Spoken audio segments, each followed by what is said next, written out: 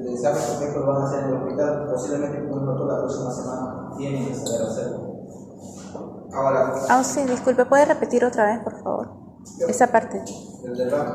Sí, los niveles, los tipos, los 4 tipos.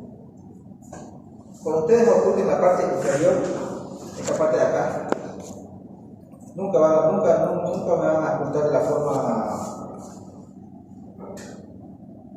A muchos del año pasado nosotros en práctica nosotros nos dijo, nunca se paren, cuando están en el paciente, nunca se paren de esta manera.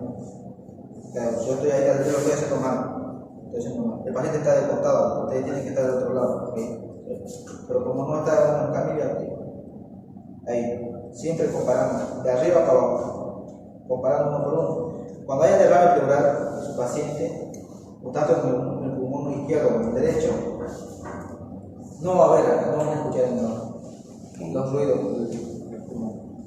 Lo van a escuchar sin sonido. Cuando haya derrame tipo 1, la parte inferior o el tubo inferior del pulmón colapsado, no hay ruido. Tipo 2, de la línea del loco de la mitad del pulmón, un poquito más abajo. Tipo 3, por encima. Y tipo 4, todo el pulmón colapsado. O a veces van a ver al paciente, cuando ya le van a pleural, migra hacia el lado contrario del pulmón. ¿Qué pasa cuando el pulmón colapsa? El corazón va para el otro lado. ¿Okay? Y acá van a escuchar como siempre comparando un poco de rapidez. Y cuando hagan el examen que es el complejo en lactancia, no va a haber el tercer pulmonar.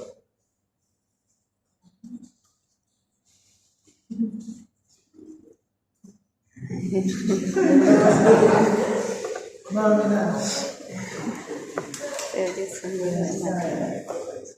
Alcanzó el desayuno.